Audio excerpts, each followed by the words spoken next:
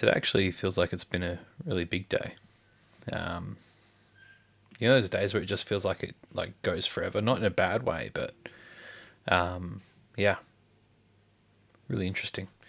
So, firstly, my scorecard. I'm actually struggling to try and understand because like how to quantify this properly. So I'll put some a bit more thought into that. I only drank like a liter of water today, which was obviously shit.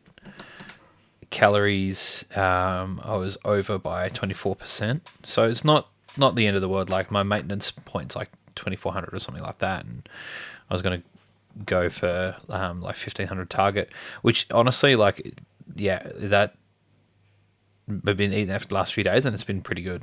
But today I was like 1860 over. I'll explain why. Screen time was like 45 minutes of like unnecessary screen time, I'd say. For the most part, the rest was workout, 0 minutes. And I would say for the most part, because I've had a vasectomy and my balls hurt big time. Education, business, working on upskilling and knowledge and stuff like that, yeah. Not zero is the thing. Discretionary spending, set it like just $10 a day just to like spend on whatever I want.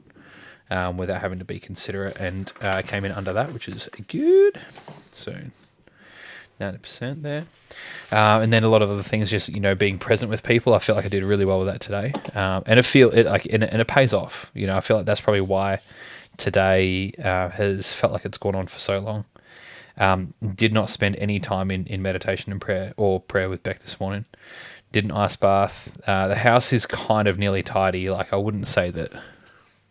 Okay, lucky you can't see behind me because that desk is a shit show. For context, that's where the kids do their craft. Read another chapter of this book. I'm nearly at the end. Called Influence by Tally Sharrett. Super interesting. Hey, pretty much like what you think is for the most part not your own ideas. Yeah. Cleared to do list. Did that. That felt really cool. And then plotted tomorrow's calendar, so I just did that in. So my biggest improvement, I think, tomorrow is just going to be scheduling the time in, which I have. So I'm interested to see how that goes. And just drink water. Man, everything works better when I drink water, hey? So that was really cool. And that was a cool exercise. But what I'm struggling with is how to quantify an increase, but in a negative way. If that makes any sense. So, for instance, like a number coming in under, say, my target's 3 liters and I only hit 1, well, that's 30% of my target, which is a negative thing. But then if I go over my calories, then that's a negative thing. So, yeah.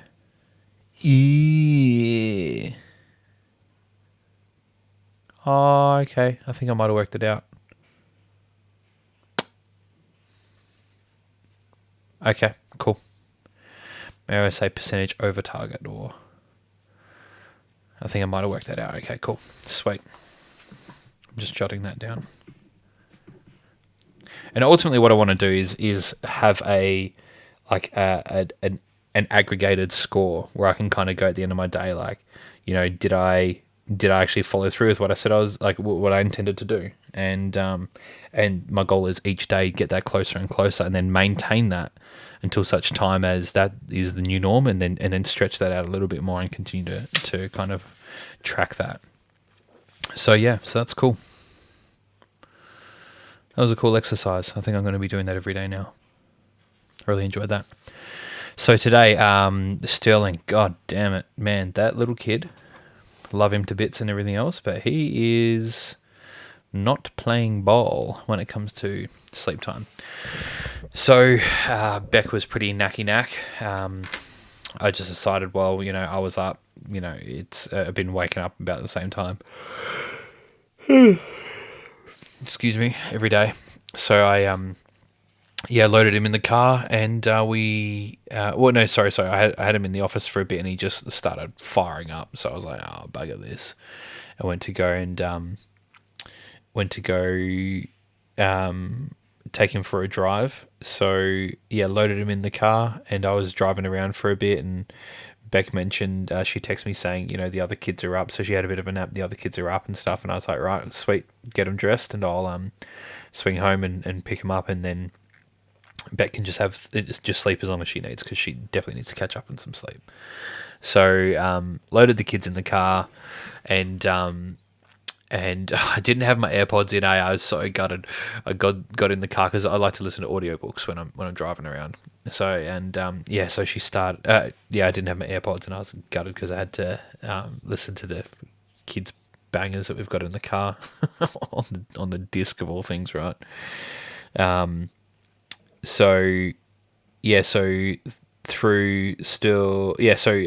the kids up. Sorry, I lost my train of thought for a second. And I was like, it's Saturday morning. We're doing something out of the ordinary. Let's just have a good morning. So we went to the bakery. The kids picked a cream donut or something like that, and then we headed down to Centennial Park. And the kids just had the best time. Hey, it was so cool. And so I was just pushing Stella around the pram, and the kids were swinging and playing, and man, they're just like it. I love seeing the kids play together. It was really, really cool. And I just barely spent any time on my phone. The whole time I was just there with them, being with them. Like I had my Ugg boots on and all that sort of shit, and I was absolutely not prepared for it, but it was cool. So Sterling started to fire up. It was about an hour after I picked up the kids, and he just started to crack off, and I was like, oh, okay, I think we might have to go wake up Mum, because he's probably due a feed, and chucked him in the car, and he's got a set of pipes on him when he wants it, so. And loaded in, started driving, and he just started calming down. So I was like, oh, okay, well maybe we'll just keep driving. And the issue was that the car was pretty low on fuel, so I chucked a movie on for the kids. And Finding Nemo, classic, such a good movie. Just listening to the audio again, I was like, so good. And so I was just driving around and running down the fuel tank until such time as it got to the point that it was proper empty. Dipped below the empty mark, and I was on my way out to Menzies. So just driving, just keep things moving. And the kids are having their food and drinking their drinks, and happy as Larry. And we came back and filled up the car, and Sterling was still sleeping, and I was like, all right. So by the time that he woke up, it was good to go. Went and picked up Beck, and she lessons in pruning. Here we go for anyone who wants to get into the pruning world or the plant world. If you cut, this is what we know. So when you're pruning, you want to prune not to just bring the plant back, because when you cut those branches, they stop growing from there, right? And so what she did was she cut back this citrus tree too early, trimmed it back too far, and now it's growing out rather than growing up and out. So loaded her up, went and got another citrus plant from Bunnings. And that was really sweet. She just went in with Eliza and got to spend a little bit of time with Eliza, just getting the plant together, and that was really cool. Grabbed some coffees and headed home. And it was really, really nice. I just kind of sat there for a bit while the kids were running around, and Beck was making them some food, and they went down for a nap, and I was just reading my book, just sitting there holding Sterling, and man, it's just I love my life without my phone. It's so good, hey. I love it. So yeah. Anyway, Ellen and Caleb came over for lunch. I was talking to Dub early in the week, and he's like, "Man, I haven't spoken to you in ages." I'm like, "Boy, let's do lunch. Like, I haven't seen you in months." And being that he's my brother-in-law, it's pretty poxy. We haven't caught up that much. So they came over for lunch, and we played a bit of Monopoly. Beck and Caleb love Monopoly, and it's growing on me. It's still not my choice of board games, but it's growing. And the cutest thing, so Drew, man, he's such a sweet little kid. Lexi woke up and she's bleary-eyed, and she's like, got half her clothes on, and just it's a dog's brekkie, eh? So And she walks out and she's like rubbing her eyes and coming up next to me, and Drew has been waiting for them to wake up. And he walks up and he's literally, I cannot explain the puppy eyes.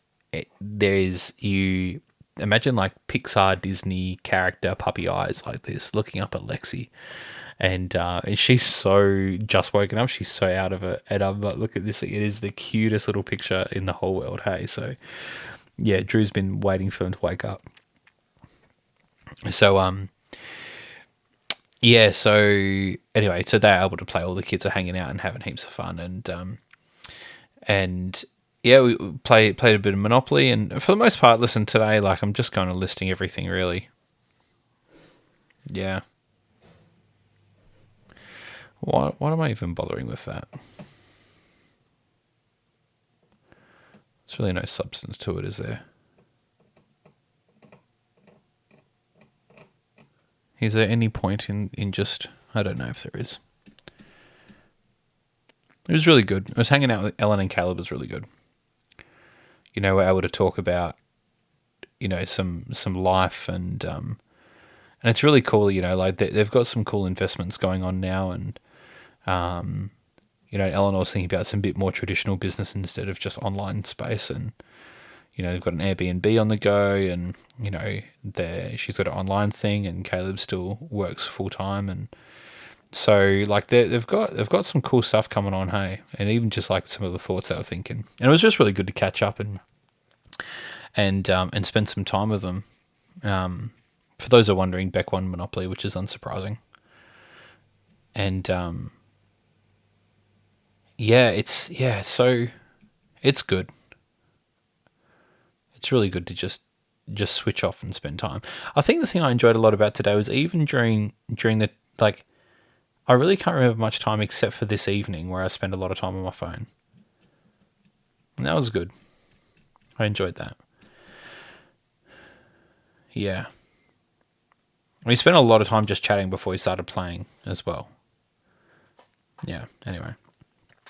I had to shoot down to the shop after we finished the game because one of the machines buggered out, but it turns out it was just the fuse, so sorted that. It's always good to see those boys as well. And really cool. Tilly wanted to do some painting just before they went down for a nap, and I said, absolutely not. And one of us needs to be involved. And she was like, oh, but dad. And I was like, listen, when you wake up, we can do it. She woke up straight away, and kids have got the best memory. And with the marshmallow experiment thing, I'm just so conscious that I don't want to say one thing and not follow through. Like, I definitely need to follow through. And so she woke up straight away. Dad, you said that when we wake up, we'll be able to do the painting. I was like, honey, I understand. I was like, we're not going to do the painting right now, but I promise you later we will. And then I was sitting there and Becca reckons to me, she goes, hey, remember you said to Tilly that you do your painting? I looked over and she was doing some colouring in, and I was like, do you reckon I'll get away with it? And Beck, she's so good. She's such a good woman. She says to me, she's like, come on, like, you know you should. I was like, yeah, you're right. So we went and set it up on the table, and it was just Beck, Tilly and I, and yeah, we just sat there and we painted the cards. So she's got a birthday party at a friend's, so we painted some birthday cards, and she is just so intentional. Gosh, oh man. I mean, I always love all my kids, and I don't say that to diminish, like with no, like hint of. I honest to God, I don't believe I have a favorite. I really don't. And I'm not just saying that because this is like a permanent record for them to be able to look back on. Honest to God, I don't think I have a favorite. There are things that I love about each of them that are exclusive to the individual, but I don't think I have a favorite. Yeah, what I was going to say about Tilly is she's so intentional. Gosh, she's so intentional. And she just she tries so hard, hey? And I don't know if that's just, you know, a negative thing or a positive thing, or if it is a negative thing, whether it's you know, something that Beck and I have done, or if it's just, you know, that's just the way she is, and I'm not sure. But yeah, so it was just really cute watching her and just so focused and so intentional whenever it's something that's like important to her. It's really cool. So so made some birthday cards with Tills, and she said to me, she was like, "Oh, I really really hope, her friend." She was like, "I really really hope he loves my card." I was like, "Oh, I'm sure he'll love your card, baby."